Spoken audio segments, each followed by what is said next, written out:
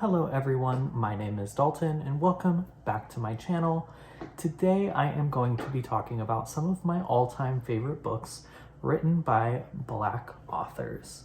If you don't know, February is Black History Month, and while I was in college I did get a degree in English and writing, so I did read quite a few very classic, very important novels by Black authors. One of my very close professors, she was herself Black and had a degree in comparative literature, so needless to say I did spend a lot of time reading Toni Morrison. I actually took a global Anglophone literature class, so I was exposed to a lot of different authors that I had never even heard of before, a couple I'm going to mention today. But overall, she just showed me so many great novels written by Black authors. So every February I try to read only Black authors, just as an ode to Black History Month, but also just because sometimes I feel like I can get sucked into the fantasy genre where I just read a lot of white male authors. So February is just kind of like a month to reset and focus directly on Black authors and give different authors that I haven't read before a chance, read a couple novels from some favorites. But like I said, today I'm going to be showing you a couple of my favorite novels written by Black authors. So without further ado, let's get into it. The first novel that I want to begin talking about is actually Kindred by Octavia E. Butler. This is a sci-fi slavery retelling. If you don't know, basically this book starts off in 1979, I want to say, following a main character named Diana. And basically she is somehow pulled back to the early 1800s and is thrust into slavery. She is a free Black woman, so needless to say, there is a lot that happens when she is thrown back in time. This novel is fantastic. It is emotionally so much. It is so scary, so terrifying, so emotionally wrought. I love this book so much. I actually had to read this for one of my classes in college, and I was shocked when we read it, because a lot of times novels for colleges are super character focused and not plot driven, and this I felt like had way more plot. Not to say that it isn't character focused, because we do spend a lot of time with characters and their emotions and that sort of thing, but I loved this novel so much. This was I only needed to read this to know that I wanted to read everything else Octavia E. Butler has ever published, and so far I am working my way through her work, so very much enjoying it. I love Octavia E. Butler so much.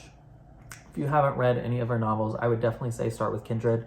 I loved it so much. It was a 4 out of 5 star read. Honestly, a 4.5 out of 5 stars. It was so good.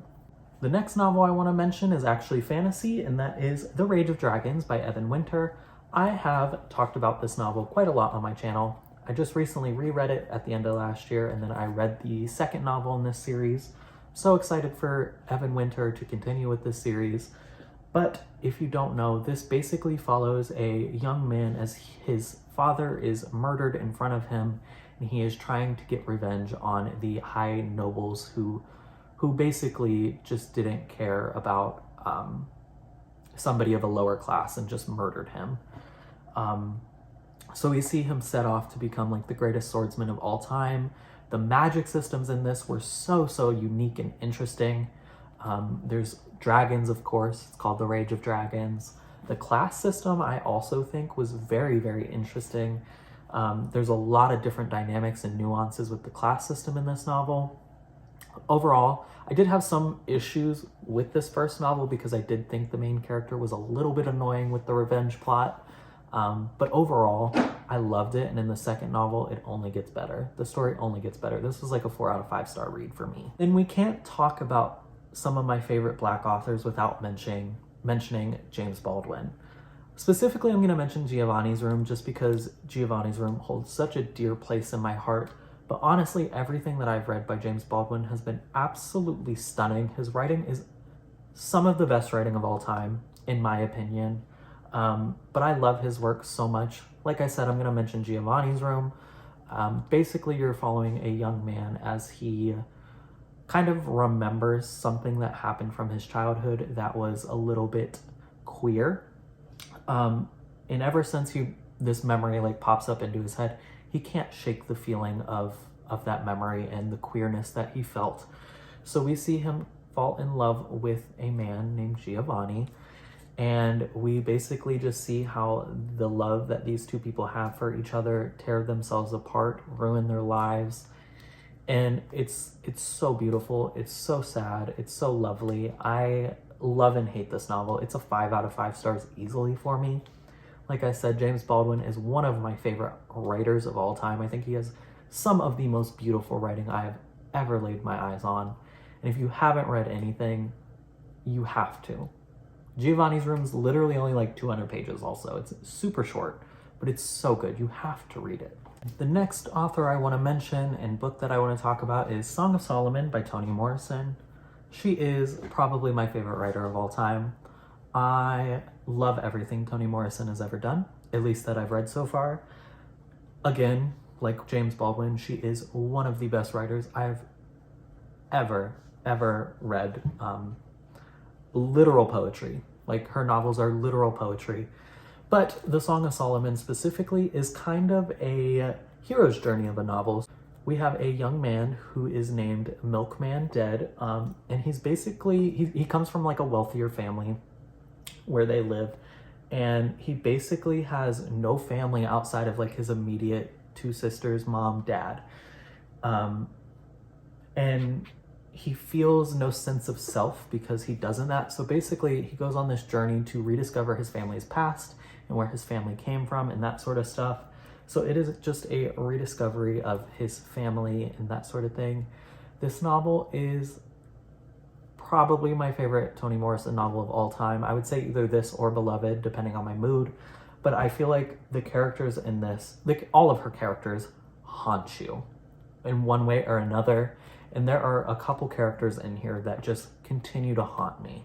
Both sisters, I think, haunt me. There's a character named Pilot. He's his crazy aunt, or she's his crazy aunt.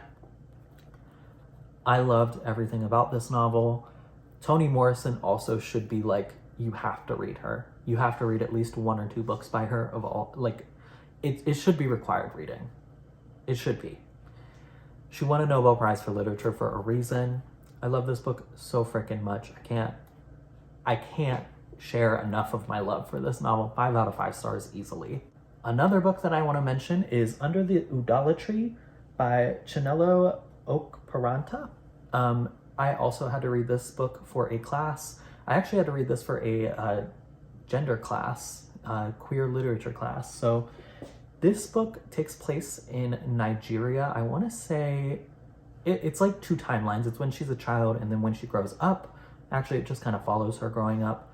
But it's during the Nigerian War and then after into like present day kind of. I think it's like 2010, 2015 maybe is when it goes till. But basically we follow a young woman as she grows up and learns that she is a little different from most girls her age, and she has feelings for other girls and other women.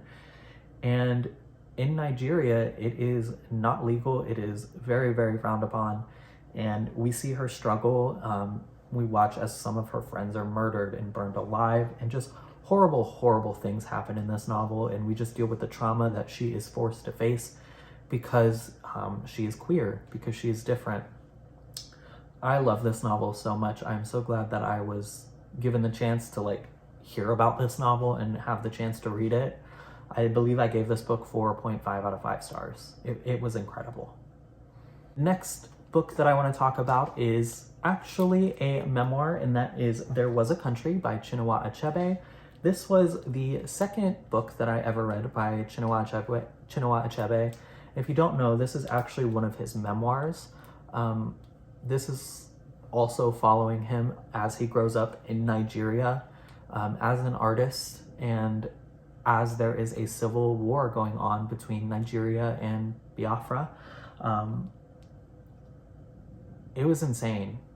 I grew up in Ohio, so needless to say, I did not know a whole lot, I was not taught a whole lot about like a Nigerian civil war growing up.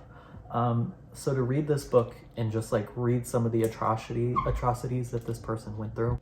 So just to learn a little bit about the Nigeria Biafran War was just incredibly enlightening. But this was just incredible too. I'm not really a huge memoir person, but I'm so glad that I got the chance to read this. Again, I also feel like this should be required reading.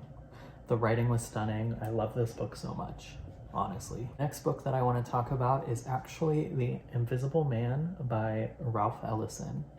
This again is required reading, honestly. If you don't know, basically we follow an invisible man who is a young black man who's growing up, and he's basically retelling his story, his life story about how he became invisible.